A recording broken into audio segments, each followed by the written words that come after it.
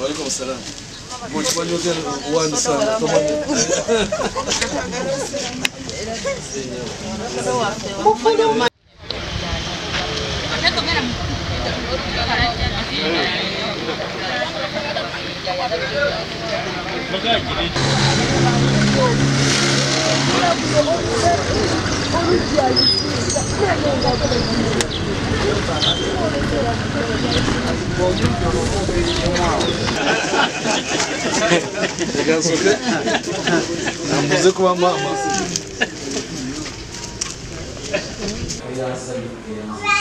Hozi mu Islamu tekitera kukuba mu ngalo masidi era bona batubye mu ngalo ga batunoomye yokuwadde obakawo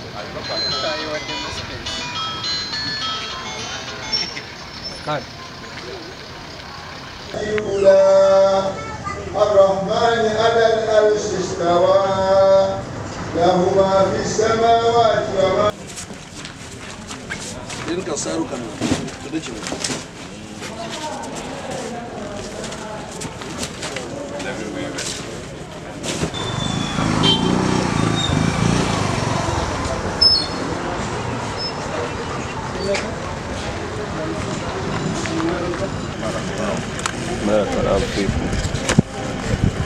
so umuntu cyaba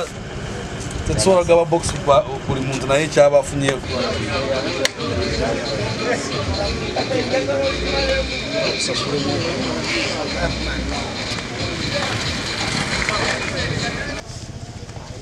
abi kati tude wanaona wale box ndio naye nakwenda na madini kila kwa kweli Yakolota wala tu akili. Ngine wakozota. Wale wale panga na.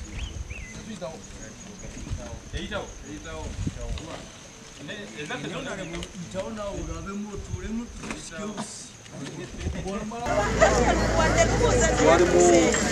kilo vile za sukari, kilo nya zengano, walimu kilo ya buto, walimu kilo 5 za kawunga, kilo 5 z'omucheri n'omunyu bano wasi. So n'olwekyo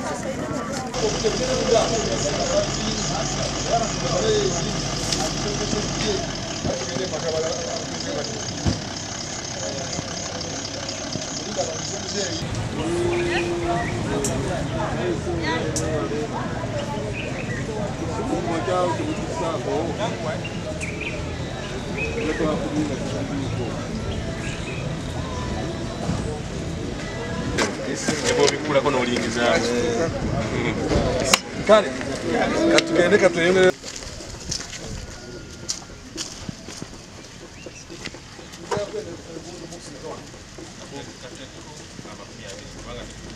dawa ni bari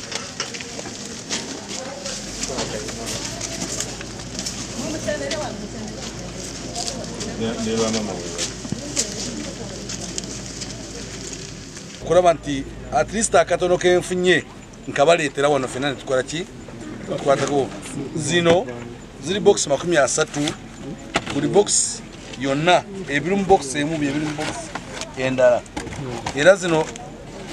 zijja kubera kilo 2 za sukari, kilo 5 za kawunga, ziri wano kilo 5 z'omucheri, buto, kilo nya z'engano,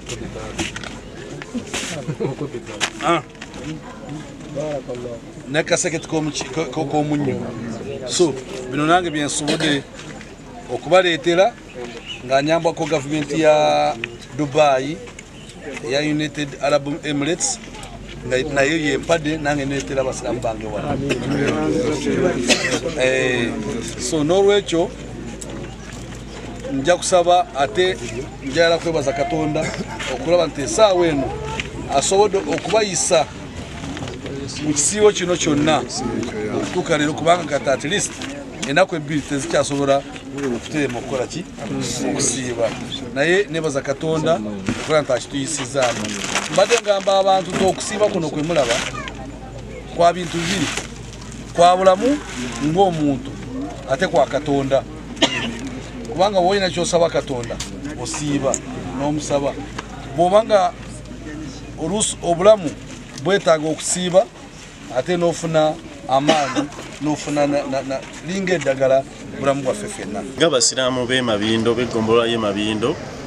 tuli basiimu nnyo eri Honorable Sodo twebaza nnyo n'osikwebaza yenna sipiika waffe Kamya Kibudiya yakwatagana ne Honorable Sodo ne basobola okusakira abasiraamu b'eggombolola yaffe ffenna ne tuba nga tuganyuddwa mu kisiibo kino nebaza nnyo Honorable okulumirirwa omuntu wa wansi naddala baganda baffe ffenna abayisiraamu n'abanga asobodde okutusakira ebintu bino ebituyisa mu kisiibo kino ffe nga abantu b'ekigejjo Kasaalu awamu ne Nakandi Nanseko tusa okwebaza kwaffe eri Honorable Sodo olw'obuyambi bwatuwadde obw'okutusibulula mu mwezi guno gwa Ramadani tusaba Allah subhanahu wa ta'ala amusiime era amuweemu obulungi bwereere tusiimidde ddala olw'omulimu guno ogw'okubeera nti atulumiriddwako nga ffe abaddu ba Allah osobola okubeera ng'abeera wamu naffe tusaba Allah oyo yennyini abeera akulumiddwako naye mu mbeera zonna abeere ng'amwangwiza enteekateeka ze zonna z'aliko okutambuza eggwanga lino lyonna. Aine Kaguta tuli basanyufu olw'okujja okutulabako amasida ffe y'Ennambirizi n'otuleetera ettu erya Eid al-Fitr tuli basiimu nnyo olw'olugendo luno olulungi okujja okulaba basiraamu baffe ab'Ennambirizi Masjidi Taqwa esangibwa mu Lukansoga mu Gombola Mijwala mu Sembabule disitulikiti tweyanziza tuli basiimu nnyo tutambudde ne mukama waffe Honorable Sodo Aine Kaguta ng'agenda ku buli muzikiti gwonna ng'atwalira abasiraamu ebyokulya ku Yidi ebyokusirako ku Yidi twebaza Allah ekitiibwa okubeera nga yamutuwa mu constituency eno tutambula naye bulungi mu biseera byonna ebyokusiiba n'ebitali byakusiiba ayigira mu nsonga zonna ez'obusiraamu n'azikolako era ngeno bwagikozeko olwaleero otuyise yonna abantu basanyufu nnyo basiimu ddala kubanga aleese ebintu byonna nga biri complete nga bijjudde mu buli bokisi nga irimu buli kimu kyonna ekiragisa mu bulamu bw'omuntu era